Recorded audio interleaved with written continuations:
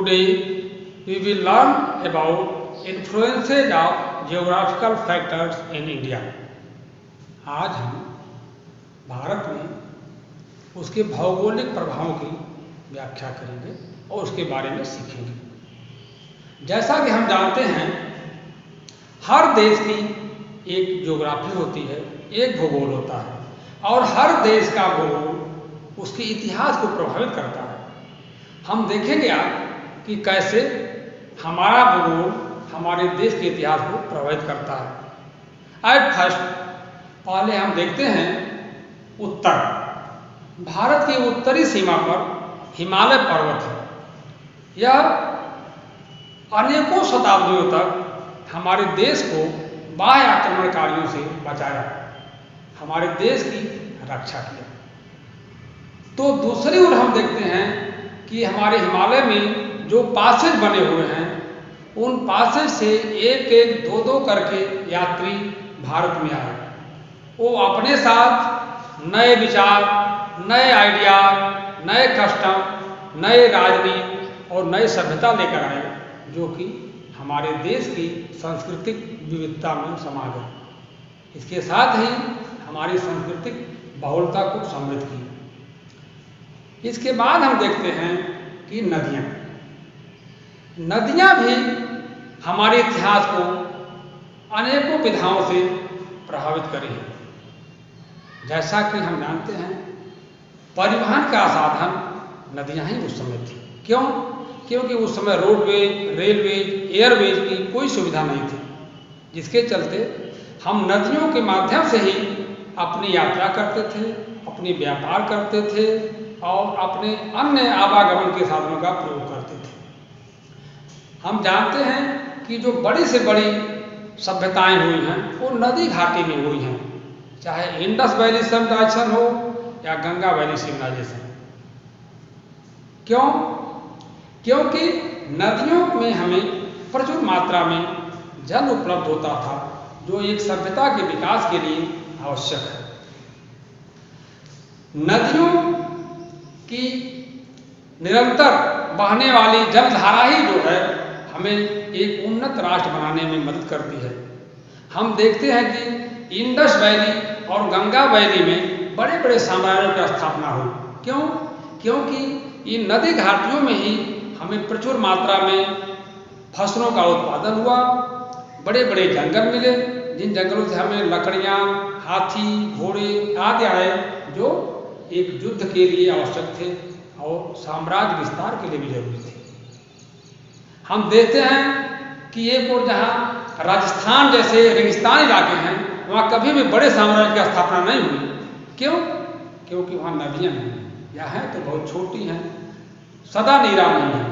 लेकिन उत्तर भारत में या इंडस वैली या गंगा वैली में बड़ी बड़ी नदियाँ हैं, बड़े प्रचुर मात्रा में जलराशि उपलब्ध है, जिसके कारण हम बड़े बड़े राज्यों की स्थापना करने में सफल रहे। हम देखते हैं कि हमारी भौगोलिक विविधता के कारण ही हमारी जो सांस्कृतिक विविधता देखने को मिलती है। क्यों? क्योंकि हमारी भूगोल जैसे जैसे हमसे अलग अलग होते गए, वैसे हमारी सभ्यताएं भी अलग अलग बनती गई। आज देखते हैं हिमाचल की भौगोलिक विशेषता का वहाँ की कल्चर अलग है, दक्षिण भारत की कल्चर अलग है, क्योंकि वहाँ की टोपोग्राफी अलग है, उत्तर भारत की अलग है, पश्चिम भारत की अलग है। यानी हमारी जो कलरफुल संस्कृति है, उसका कारण हमारी भौगोलिक बनावट है। इस प्रकार हम देखते हैं कि हमारी भूगोल हमारी सभ्यता, संस्कृति, इसके लोक विश्वास इत्यादि पर व्यापक प्रभाव डालती है। Now I will describe about important sources of history. हम देखेंगे कि हमारे इतिहास के जानने के प्रमुख स्रोत क्या हैं, महत्वपूर्ण स्रोत के बारे में हम जानकारी लेंगे। There are two most important sources of history.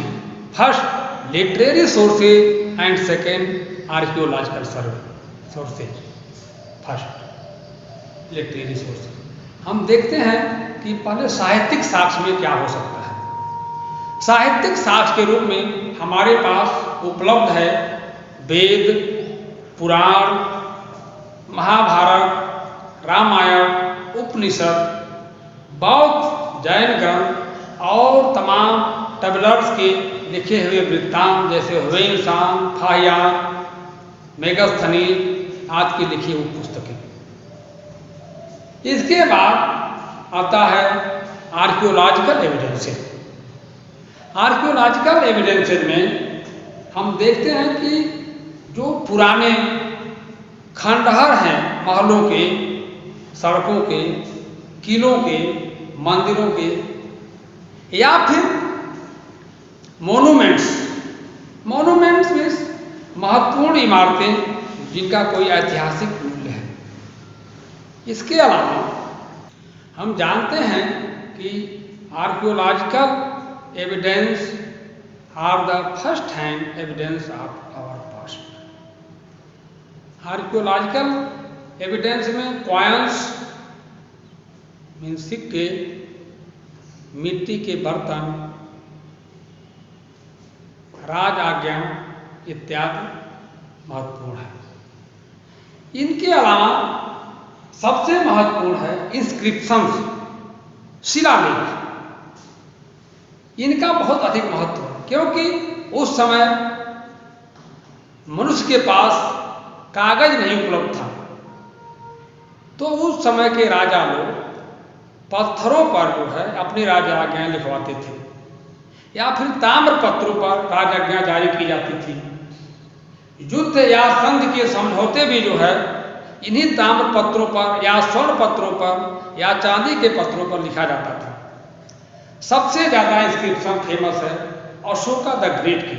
हम देखते हैं कि उसकी 22 राज आज्ञाएं फेमस हैं जो पूरे देश में भिन्न भिन्न जगहों पर पत्थरों पर लिखे गए हैं, जो शिलालेख के रूप में जाने जाते हैं।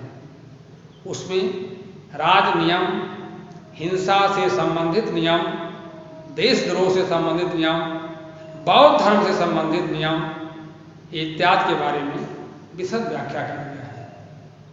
इस प्रकार हम देखते हैं कि साहित्यिक और पुरातात्विक साक्ष्य हमें हमारे इतिहास को जानने में महत्वपूर्ण भूमिका निभाते हैं। That's all.